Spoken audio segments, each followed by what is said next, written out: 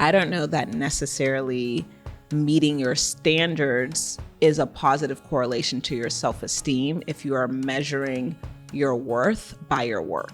Your worth by your work. We are right in the thick of the wisdom here, friend. Yeah. Okay. Whether you're looking for inspiration, guidance, or simply a moment of reflection, you're in the right place. This is Wisdom Stripes. Hello and welcome to Wisdom Stripes. My name is Meg Tuohey, and in today's episode, we're delving into entrepreneurship, personal branding, and the wisdom that comes with building something meaningful from the ground up. Our guest today is Maya Elious, an award-winning business consultant, personal branding strategist, and the go-to expert when it comes to clarifying your message and attracting high-end clients. As the CEO of Built to Impact, Maya leads a team of brilliant women, helping overlooked experts build profitable online businesses in their zone of genius. Through her programs and live events, she's empowered thousands of clients to launch high-end services, build six-figure businesses, and live with purpose. Maya's work has been recognized in top publications like Black Enterprise, Forbes, and Business Insider. But beyond the accolades, her mission is simple: to help women monetize their gifts, create lasting impact, build wealth, and live well. Today, she's here to share her insights, her journey, and the wisdom she's gained while helping others step boldly into their purpose. This is Wisdom Stripes, your no-nonsense, fierce fairy godmothers turning pain and confusion into clarity and confidence. Maya, we always start with the same question for our guests. What wisdom would you like a listener to come away with today? Ooh, that's so good. Thank you so much for having me. The wisdom that I would love the listeners to walk away with would be getting clear on their identity and their value. Identity, how they make sense of themselves and who they are. Yes, how they see themselves. How they see themselves. And value being the worth attached to themselves and their identity. Their value in two ways. Their values in terms of what truly matters to them, and then their value in the marketplace, whether they're working in a 9-to-5 or trying to build their business. Okay. Why is this important? This is really important because, of course, with my business, I work with a lot of women. And one of the things that we work on is helping them increase their prices. Because I work with women who have been in their field for 10 years, 15 years, 20 years, and they may be making good money at their 9-to-5, and they may be getting paid what was decided for them, what they maybe could negotiate based on a specific range, within corporate. But when it comes to them deciding what they want their price points to be, they have no idea where to start. They start immediately downplaying their brilliance and their excellence. And I'm like, if you knew how much you brought just to the world in general, but you knew specifically how much you brought to the marketplace, you wouldn't be so afraid and so fearful of charging what your worth is. And when I say charging your worth, I'm not tying it to, your intrinsic value. I'm saying, do we even know how to measure the worth of something simple like a coaching call? And so I'm like, if they can't figure out something basic like an hour of their time, there's a disconnect with them understanding who they are innately and then being able to turn that into articulating what their worth is in business and with their products and services. I love that. So in order to be able to teach that, which is what it sounds like you do, then you have to understand your worth. And if you understand your worth that deeply and that clearly, that you can map out that experience for me and our listeners so that we can all see the template. Walk us back on your timeline to the experience that allowed you to begin the process of understanding that. Man, it's so interesting because you know how sometimes you'll ask somebody, if you had to give yourself, your younger self advice, what's the advice that you would give yourself? And that's really what brought about this of what I want to teach my clients. When we host masterminds, on day one, the first thing that I say is let's figure out what your core values are. And so it wasn't in a moment where, I figured out this is my value and now I'm going to start my business. It was hindsight where I looked back and I'm like, man, all of the fear that I experienced, all of the disappointments that I experienced, whether it was relationship with my parents or romantic relationships or relationship with friends, it was like, had I known my worth then, had I had a level of clarity on what truly mattered to me, I would have moved so much more differently. And so when I look, in hindsight, I started my business in college in 2008, and I was kind of going back and forth for years on, do I want to drop out to run my business full time? And it was very, very challenging for me to make that decision because I'm first generation American. My parents came to this country from Liberia with an expectation to live the American dream, start their family, have their kids go to college and get, a good government job or become a doctor or a lawyer, engineer, whatever it is. And so a lot of my values are tied into the perspective of how my parents are viewing success. And now, of course, in hindsight, I can definitely see why they wanted me to live the way that I was living and for my sister because of what their perspective was. And I couldn't even fully have a level of gratitude for how privileged I was. And so I didn't fully recognize, I have a lot more resources than they do. So of course, me making money on the internet makes sense. In their mind, hearing their daughter say, I want to drop out of college to make websites for people is like, girl, you crazy. Right?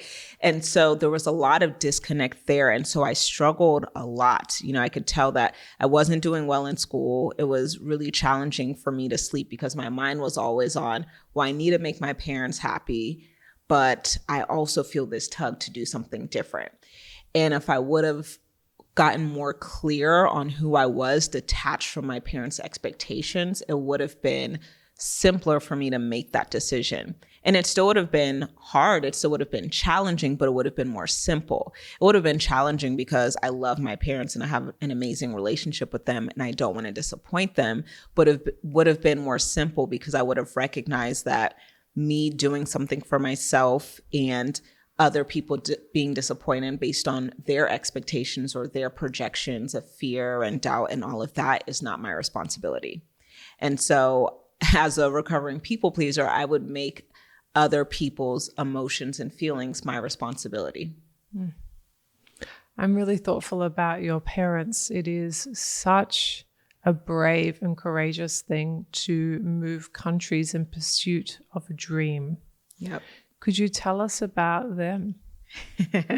My parents are great. They're so funny. I was just out bowling with them last night.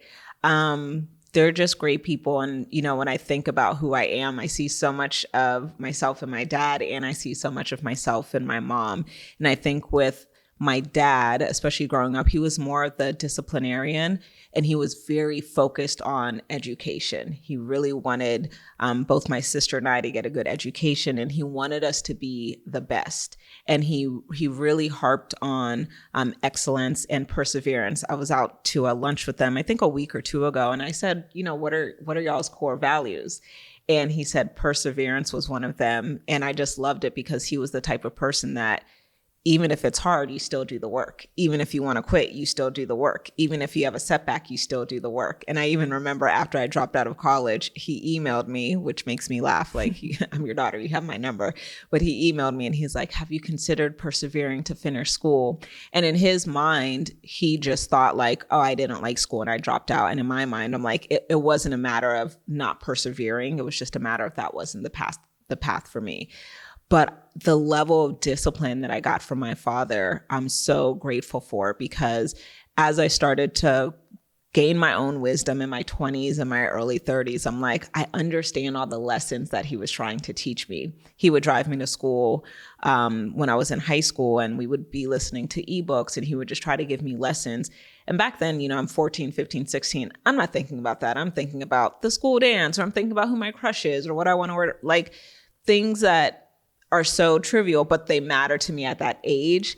But those seeds that he planted definitely produced fruit in my 20s and my 30s. So I'm so grateful for that. And then with my mom, she taught me a lot in terms of just how to carry myself. And from the morality standpoint, we're Christians. And so she just always wanted to make sure that I represented myself well, represented my faith well.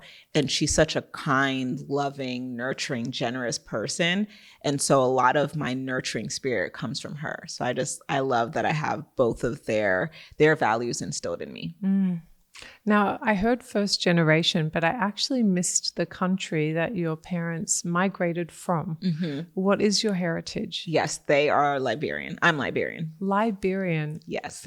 Forgive my non-literacy. No. It's a small country in West Africa. Okay. Yeah, small country in West Africa. So it's near Nigeria, Sierra Leone, Ghana. It's really tiny. I haven't even visited yet before, but they had great stories about growing up there. And then there was like a lot of corruption. There was a civil war there. So it's not the same now as it was, 30 years ago.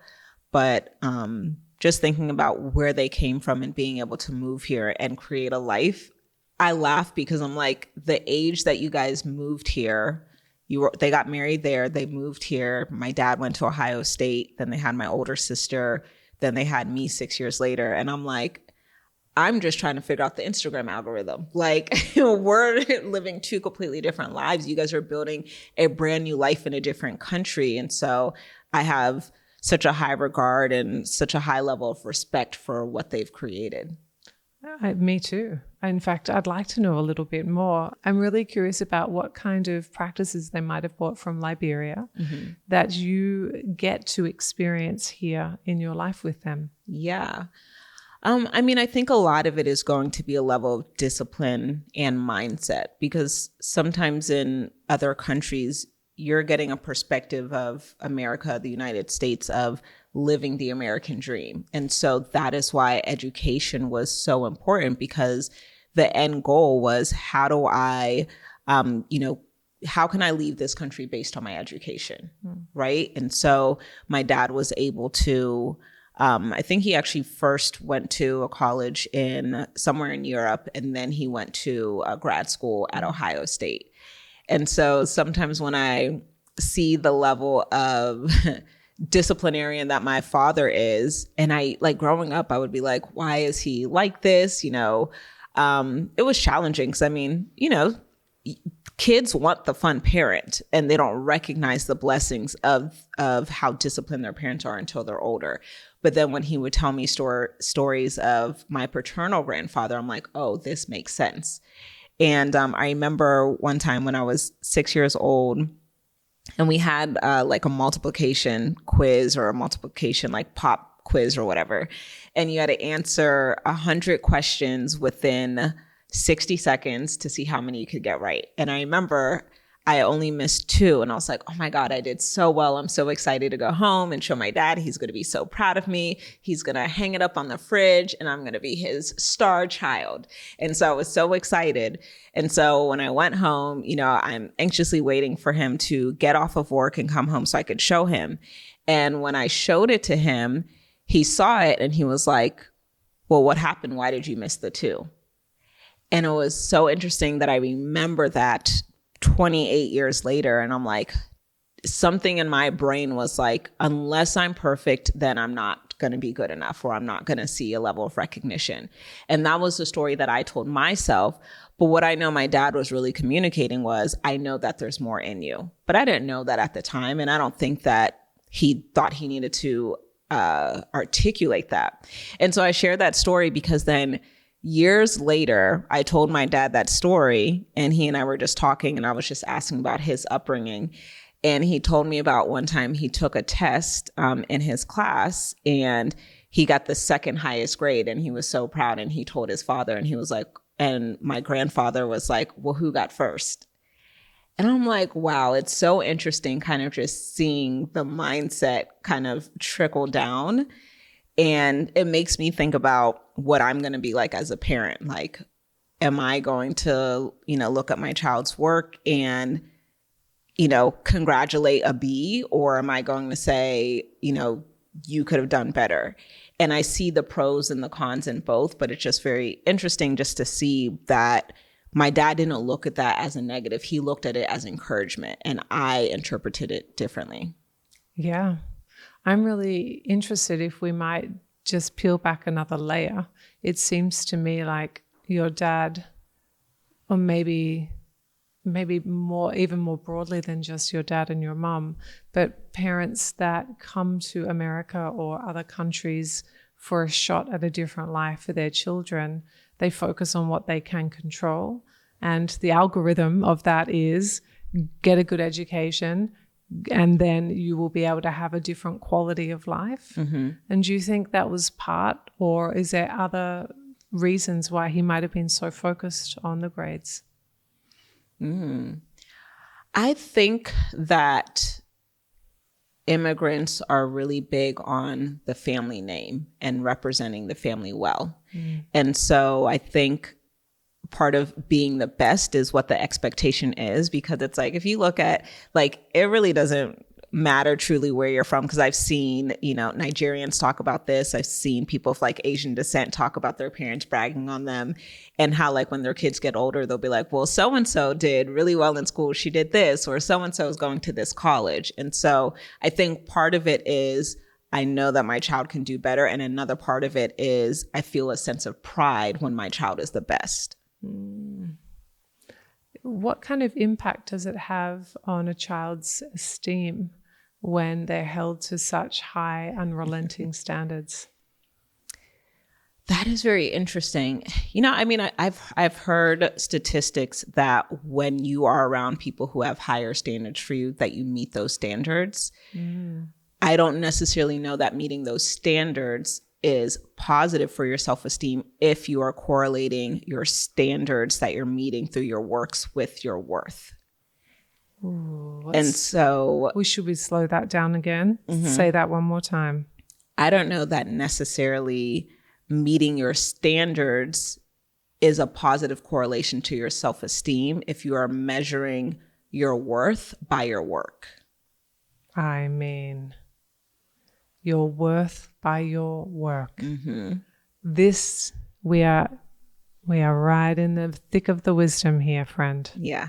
Okay. It's so interesting. It's funny because I'll have this conversation, with friends who they work hard, they're very disciplined. And sometimes we'll look and say, what is that healthy level of balance of how much you want to pour into your kids? We look at the Michael Jacksons of the world, the Janet Jacksons of the world, the Beyoncés of the world, and we look at their parents and we're like, what is that healthy level of toxicity that's going to make your child great? Because we're like, it seems like an unrealistic standard to put on your child. And then we consider, well, is it unrealistic, or are the standards just lower for people than what they should be? And so I don't know that we have the answers. And I also think that every child is different. Every child's going to interpret things differently. My dad was once a child and he interpreted it as encouragement. Then myself as a child, I looked at it as I won't be able to get recognition without perfection. So I think it's that you truly have to understand your child. But then again, going back to true self-worth, true values of knowing who you are is important, because even in the entrepreneurial landscape, I have seen people who the more success they get in business, the more disconnected from themselves that they feel. Same. I've seen that too. And so it's like, we just have to be very mindful that more success does not equal more happiness and more fulfillment. Or more self-worth, if we're really going deep. Yeah. Let's take out happiness and put it in with worth, self-worth. Right. Because money is not worth. Right. Oh, we're in the good stuff here. Yeah. Because I think it's like, you were worthy anyway. That's how you got here. Yeah. I got here because I'm worthy, not me getting here made me worthy. So I think it's important to recognize that.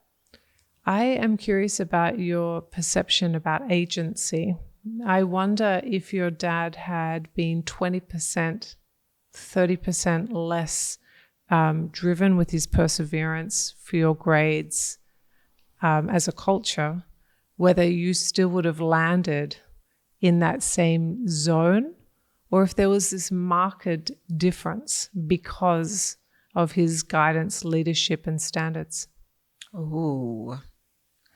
Honestly, I think if there was a little bit more leniency, that it would have allowed us to develop a more authentic relationship. And I think it would have allowed me to have a higher level of confidence, because now I'm not out in the world performing, trying to be accepted, versus knowing I'm doing the work because I'm disciplined, not because I desire acceptance. And those are two different things. It can produce the same outcome, but who you are at the finish line looks different. And one of the things that I tell my clients, I'm like, whether we're helping you make more money or decrease your expenses so you could be more profitable, whatever it is, I can help you get there. A strategy is a strategy. The formula works. My goal is not just to help you make more money. It's to make sure that you're whole at the finish line. What are the common gaps you find in women? Gaps of wholeness, actually. Yeah. Let's just be clear. Not gaps like the standards. Yeah. I meant like when you're working with your women. Yes. What are the types of archetypes you're seeing? The first thing that I notice working with women, generally speaking, is that they tend to downplay their achievements and they tend to downplay their stories, which are the two things that you leverage when you're building your brand to position your value in the marketplace. What's your story? What are your experiences? What have you done? And this is typically why you see women, especially Black women, they're consistently chasing accolades. They're looking for more letters to add to their name. They're looking for more degrees because they're looking for something to validate what's already there. And so a lot of women tend to downplay their achievements because they don't want to come across as braggy. They don't want to come across as egotistical or prideful. And especially working with a lot of believers, I work with a lot of faith-based women as a Christian woman. And I think one of their biggest fears is that they don't want to seem greedy and they don't want to seem, they just want to seem humble. And I'm like, let's just get rid of all of that. Let's just focus on truth. What is actually true here? Because we're spending an unnecessary amount of energy trying to project what we're already not. Hey there, Meg Tuohey here with a quick and exciting announcement. As a psychologist, coach, and founder of the Wisdom Lab, I've had the privilege of helping thousands of individuals break free from the vicious cycles holding them back and tap into their infinite inner wisdom. If you're tired of feeling unheard, unseen, and stuck in the same old struggles, the Wisdom Lab is the breakthrough you've been yearning for. This on-demand program guides you through a powerful process to shatter emotional barriers, overcome deep-rooted blocks, and experience the profound transformation you deserve. In just 4 hours, you'll gain the tools and insights to revolutionize your life from the inside out. Want to learn more? Click or tap the link in the show notes for all the details. Okay, now back to the episode. We're spending an unnecessary amount of energy trying to project what we're not. Yep. So I then read into that, and correct me if I'm wrong, because I'm in the excavation phase with you. Yep. If you are projecting something you're not, then you are assuming that who you are is not what is required, and that if you perform a certain way, that is what is acceptable. Mm-hmm. And so we actually are not developing a relationship with the authentic self. We are pulling forward attributes as a facade that shows what we think is right. So there's a gap between how I am on the outside and who I am on the inside, and that gap cannot be doing good things for our listeners. That gap is going to be causing some level of corrosion inside of ourselves. Could you speak to that? Absolutely. I love that you said that because, of course, it's going to create corrosion in ourselves. But I think what some people don't realize is that it subconsciously also creates resentment into what you were once excited about. Because now you're associating me building this business means I have to blank, or me wanting to do this means I have to blank. And it's like, nobody told you that you had to do that. That's the story that you created for yourself. And so now you're building resentment because you won't release the pressure of trying to perform and be something that nobody asked you to be. So we get resentment when we have to perform. Does that mean we resent ourselves, or do we externalize it and then resent other people or our work? Where does the resentment go? What direction? I believe that the resentment goes outwards towards who we are trying to please, or the work that we're trying to do. And I think we don't realize it. That's why I say it's subconscious. So it's, you realize you start talking badly about entrepreneurship as an entrepreneur. Oh, I see this so often, especially in a space where I work with, I'm in a space where I work with women who I want to teach them how to charge high ticket. I want you to make really good money with what you're doing. I want you to market yourself. I want you to sell more. And then on the other side of that, not my clients, y'all don't do this, but you'll see in this space, people who haven't dealt with that, you'll see them like, people are so salesy. People are charging so much. They're so scammy. And now they're villainizing an industry that they truly actually desire to be in, but they're afraid of the story that they're telling themselves if they actually like making money, or if they actually charge more, but they're just so fearful. So it's easier to villainize something when you just don't want to tell the truth about what you desire. Is this at all about a person's relationship with money, or is it their relationship with self? I think it's a combination of both. Yeah, for sure. I was sure. just thinking that too. Yeah. There's a study from the Gottman Institute where they tried to identify what money meant to people. And they were working in the Love Lab, which was their way of gathering data. And after 100 different meanings of what money meant to their couples, they gave up trying to quantify it, because money means an infinite amount of things to people. So if you and I are talking about money, the chances of us operationalizing what money means to us are very slim that they'll be the same.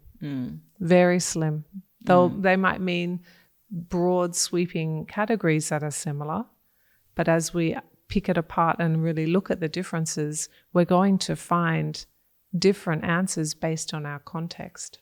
Yeah, I think that's true. And of course, just based on where our relationship with money is, whether it's healthy or unhealthy, I just look at money as a tool. And even if we both agree that money is a tool, we still might look at it differently, because how we desire to use that tool could look different, right? I might desire to use that tool for, to build a house. I might desire to use that tool to, pay off my parents' home or to cover their bills. You might desire to use that tool for something completely different. And I find that typically when people are thinking about money, they're instantly thinking about the gaps that they could fill with the money. And I think a lot of it's challenging from my experience for women to say what they want to do with money in a way that's just fun and fulfilling without it solving a problem. It's like, it's okay if you just want money for a vacation. It's okay if you want money because you want a different wardrobe. It's okay if you want money for something that's not curing cancer. And so sometimes I think we're like, well, I have to use the money to do this for my family, or do this for my family, or do this for whatever it is. And those are beautiful and noble things. And I think, generally speaking, if you have a heart of generosity, your mind is going to go there. And at the same time, you don't need to feel a level of guilt if you're not solving a problem with money. Do you find women have a difficult relationship with money in general? I think a lot of people have a difficult relationship with money because for so long it's been such a taboo topic. And I think we're talking about it more freely recently within, I would say, maybe like the past 5 years. When I started blogging, I eventually started sharing my income reports because I wanted to be really transparent about my money with my audience. And I would say, I made $4,000 from this, or this month I made $5,000, or this was my highest revenue month and this is how I did it. And my parents would be like, why are you telling strangers how much money you're making? Like, nobody does that. They're like, you don't see anybody go to a 9 to 5 and come home and post their paycheck on Facebook. And I'm like, this is something completely different. And I think for whatever reason, money makes people uncomfortable because typically we are tying a level of our worth to it. So yeah, generally speaking, I think just talking about money can be challenging for people if they're making it mean something that it doesn't need to mean.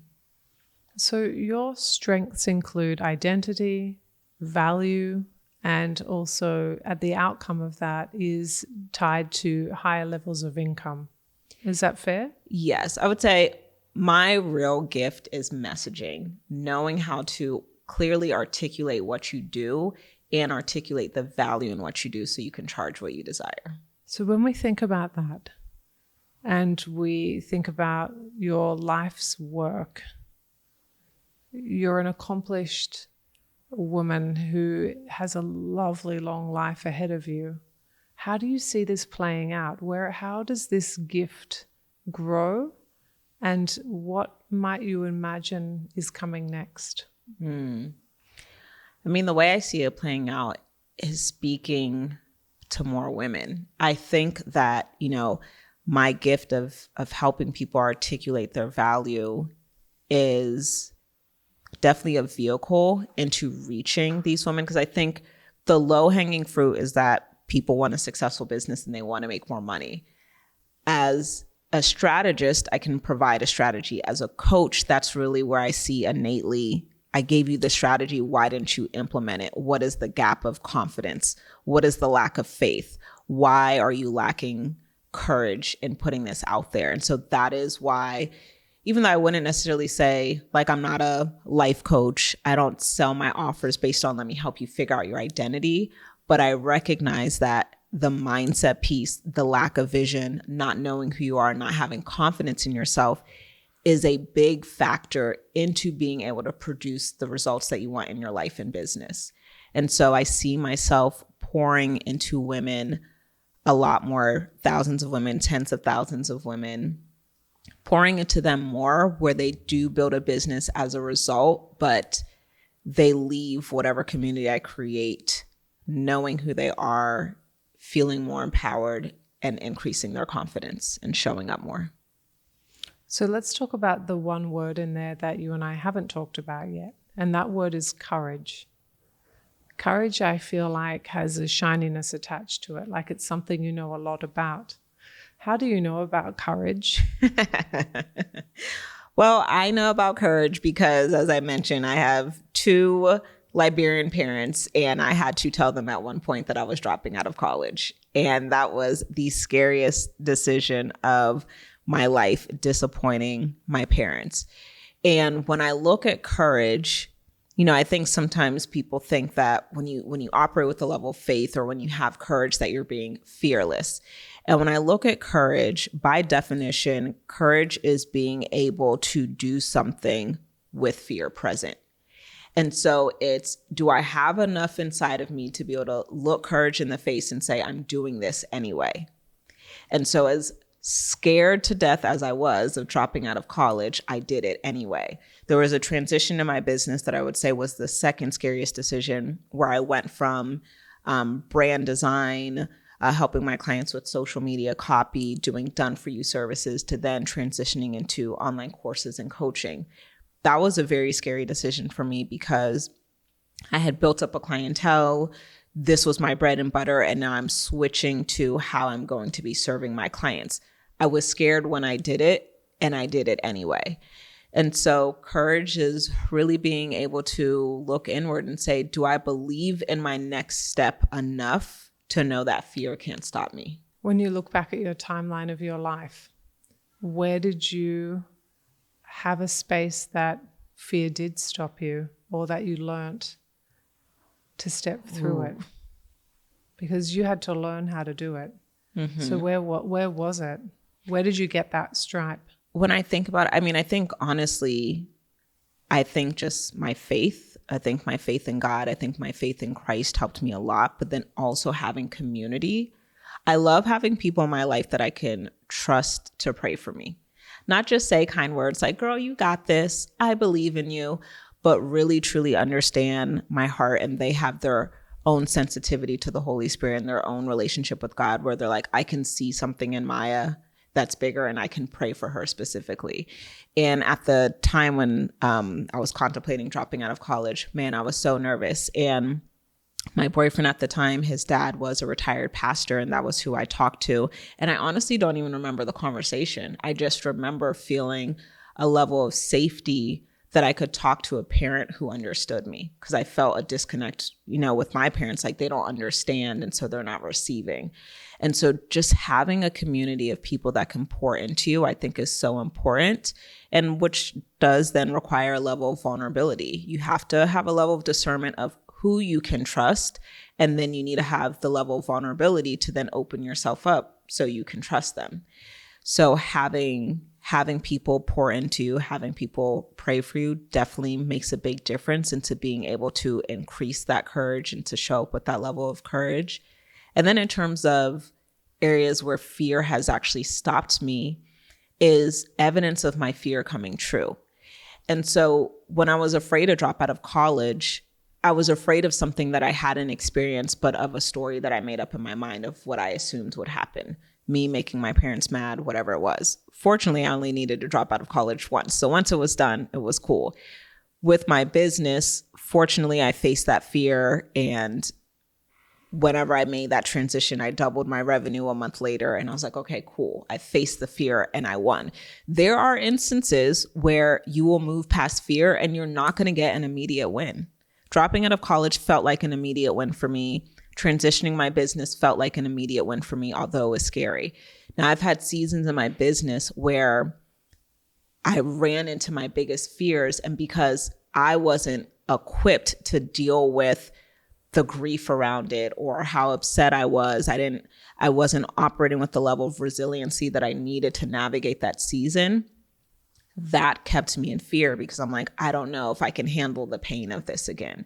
And so that's really when you start seeing those losses, when you start feeling like, dang, this is scarier than I thought, and I'm living in my fear right now, that is when you have to be really mindful of where your thoughts are going.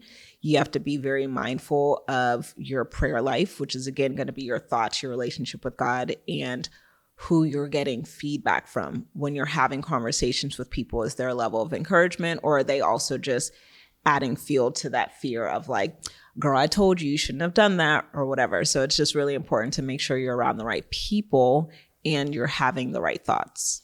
I was thinking in that discernment phase, because you chose your boyfriend at the time's dad, who sounded like just the right leader that you needed.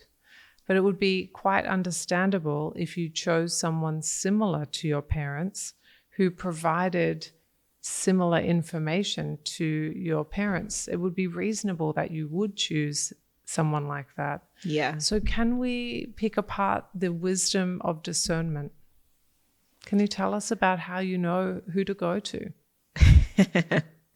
It's interesting. I think there's a lot I don't know, and I really do rely on the Holy Spirit to be like, Maya, do this. Maya, turn left. Maya, have a conversation with this person. Maya, don't have a conversation with this person. It's almost challenging to be able to describe, because it's not really a science to it. Like discernment means turn left plus 3 clicks and then turn right, and that equals discernment.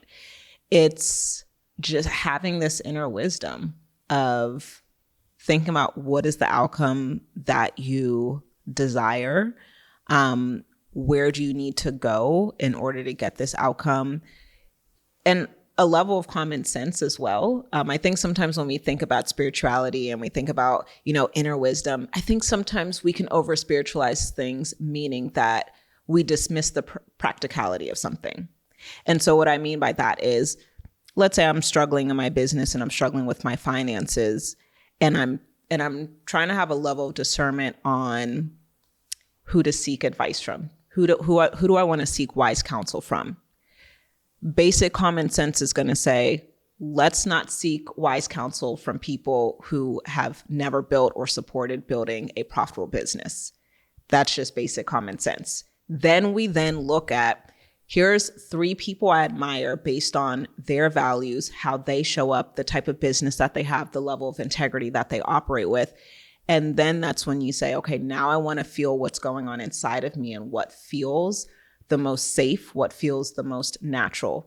And safe doesn't mean that it's not going to be scary. It means that through the scary parts, I'm still covered and I'm still good. So if you could distill all of this that we've covered into 1 or 2 sentences, what's the summary? Tell us the 2 paragraphs, the 2 sentences that really distill this down, because you've got such beautiful words, and let's just get really clear. How would I succinctly describe everything we've talked about? Yeah. I would say get clear on who you are, what you desire, and the resources and people that can best get you there. You did that in 1 sentence. I gave you up to 2 paragraphs. That is what I do as a messaging expert. I feel like that was just beautiful. Thank you. Yeah. Do you know, we've traversed a lot of terrain today, and you've been so open-hearted and so generous with your wisdom, and I'm very thankful for that. And we're now at the stage where we can relax because we've delivered. We've had a really good time. We've got out our message into 1 sentence, would you believe? And now we're relaxed. And it's you and me, we've got our slippers on, we've got our comfy clothes on, and the listeners are joining us. And we're just really settled into some comfy couches with a nice cup of hot cocoa, with a few marshmallows on top.